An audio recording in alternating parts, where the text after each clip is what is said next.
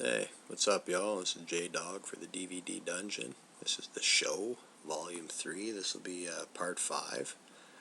Yeah, I don't know, like I was saying before when I was showing my DVD picks, I was gonna talk a little Midnight Meat Train. Well, the time has come, so we're gonna talk about Clive Barker's latest adaptation. This is the Midnight Meat Train, Director's Cut. This is a spoiler alert, so if you haven't seen it yet and you don't want to hear too much about it, I wouldn't watch this if I were you, because I'm going to talk pretty in depth about this movie. Because I agree with the bottom where it says sharp and brutal. I really enjoyed this movie. But anyway, this is Midnight Meat Train. It follows. I think at the beginning you have the character. His name's Leon. I don't do enough research to know who played the character. I apologize for that. Jdog'S kind of fly-by-night operation, but anyway, Leon, he's like a police crime scene photographer, kind of freelance. He shoots in, takes pictures, tries to sell them, trying to make a buck. But anyway, you get Leon, he comes home. He's trying to find some shots he was trying to get, and his old lady springs some news on him, like, hey, guess what, Leon, I put the pants on in the family now, and hey, you're not doing what you want to do, so I went and talked to your agent and got a bunch of contacts, and I phoned them for you, so check it out, you got an interview with this chick now.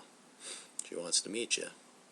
So whatever, guess Leon, being the pussy whip fool that he is, lets his old lady call the shots, like, whatever. I know I sure as hell wouldn't let that go down, but hey, that's Leon. Leon's soft. That's what I got from his character anyway. He was kind of a pushover. But I don't need to be holding this up forever, I guess. We'll talk about the movie now. But yeah, Leon, he's like, what his real love is shooting the city, like New York. Like, he goes out at night, he takes different pictures of different things. Like, he has the one picture, it's of a guy riding a subway with a passed out bum beside him. The guy's giving him a funny look, like, shit like that. So, like, anyway, Leon, he goes to meet with this woman, kind of trying to get some exposure, trying to get out there, sell some of his pictures. And this character, she's played by Brooke Shields. She looks at his work and she's like, yeah, it's all right. She's like, she tells him basically like you were there, but you didn't stay there long enough, Leon. Like, you didn't keep shooting long enough. Like, sure, your stuff's kind of gritty, but it's not really what we're looking for. Like, you got to stay in the moment longer. So whatever, Leon, he's not too discouraged. He goes out that night. He goes out. He starts taking some pictures, looking for some sleazy shit to capture on film, and yeah, he sees this group of black guys. They're wandering around looking like gangbangers, so he follows them, starts taking pictures of them. Well, he walks up on them. They have this model girl, and I don't know who it was played by, but she was hot.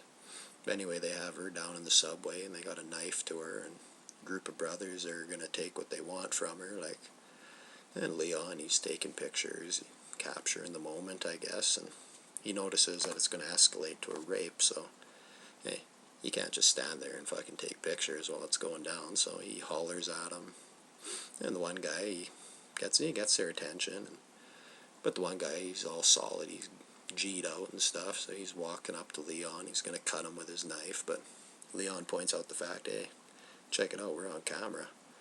So the brothers, they get all spooked, and they take off. Leon saves the day, helps the chick out. Well, she gets on the subway. He's still photographing her. She gets on, gone. Never heard from again. Well, Leon sees it in the paper the next day, like, holy shit, I just seen this chick last night. I was shooting her and stuff.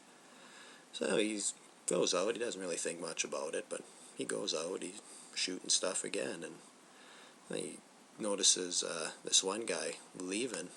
Like, it's character played by Vinnie Jones. He plays the butcher. So it's kind of a weird character. Like, he sees him creeping around the subway. So Leon's taking more pictures. Well, hey, there's another murder there that night. This is a pretty good one, actually. That murder, like, Vinnie Jones' character, the butcher. He's badass. Like, he's got this big meat tenderizer, big stainless steel motherfucker.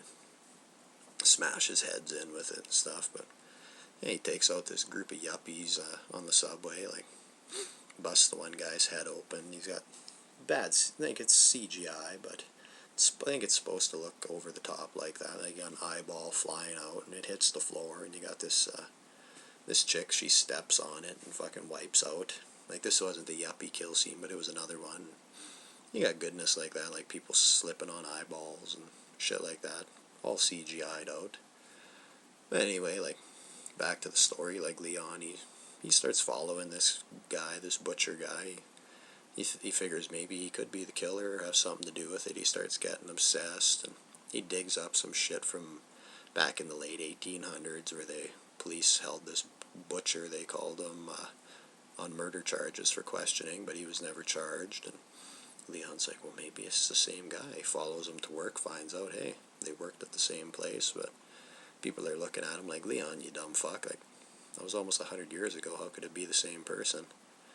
But as the story plays out, like, his girlfriend and his agent start to maybe believe, like, hey, some of this shit might be true. Like, Leon, he's fucking having a nervous breakdown. That's all he's obsessing over it. Maybe there's got to be something to it. So they go and, like, they dig through his apartment, like the butchers. They find all kinds of crazy shit he's got going on there. So they start to believe, well, hey, maybe. But then Vinny comes home, busts the one guy. They're creeping around his apartment, kills him. Chick escapes. She goes to the cops, and but they don't really want to hear much about it. And this is when the movie starts to get a little weird. But yeah, it's a Clive Barker movie. What are you gonna expect? Like, Hellraiser's weird.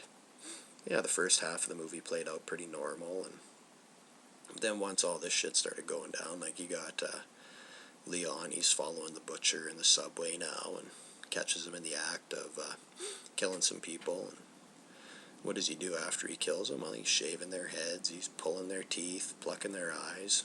It's like he's getting them ready to, he's processing them more or less. Like, because this is the midnight meat train, and hangs them up by meat hooks and shit. And yeah, they take them underground, like through secret subway passage to the butcher shop. They unload them. And then it starts getting really weird from here in. Like, you got, well, he ends up, I'm skipping a little bit because I'm having a hard time remembering. It's almost 7 a.m. But yeah, he follows them. He gets underground and kind of sneaks into where they're going. And Leon notices, like, well, what the fuck's going on here? Like, you got the conductor, he's in cahoots with Vinnie Jones, and they're battling it out. A few different fight scenes in this movie, like on the subway. I guess I kind of skipped that. You get the butcher and Leon, they go at it. And, yeah, Leon follows him. And as they're unloading the meat, I think all these, they're underground, like these chuds or demons or something. They come out and they start ravishing all these human bodies that are processed like cattle, more or less. So this is when it starts to get real weird. Like, the whole purpose of the midnight meat train is to bring food in for these ancient beings that have been supposedly on Earth longer than anyone, and yeah, that way they don't have to go up and expose themselves by killing humans and starting a war, I guess. Would be the whole meaning. But they recruit humans. Like Vinny, he was a human at one time, and I think they're given immortality in exchange for helping out these demons or whatever the fuck they are. But you got Vinnie Jones is in cahoots with it. You have the driver of the subway. He's in on it. Then you got that female cop. They keep coming to, the African American female cop. I guess you don't really get directly that she has something to do with it, but she keeps trying to cover it up and, like, help the scene along. So she's involved with it. Long story short, like, Leon and the butcher, they have a big battle. Leon ends up winning, kicks his ass, like, stabs a bone through his neck, knife through the back of Vinnie Jones's head, out his mouth. Awesome gore. Like, the gore in this movie was excellent. But yeah, like, this is the ending. I know a lot of people didn't like this ending, and me, I'm kind of on the fence about it. Like, it was all right. Like, I could kind of see it coming before it happened. So, like, yeah, Leon, he was chosen because he was branded with, like, all this shit on his chest, and Vinnie Jones, he had a different symbol, and I kind of figured, well, there you go, Leon's going to be, like, the butcher's replacement or something along. He's a chosen one anyway, I kind of got from it.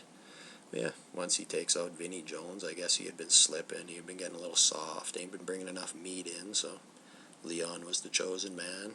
He beats him out. It's kind of like a passing of the torch. And the conductor, he kind of breaks it down for Leon, like, hey, guess what? You're our man now.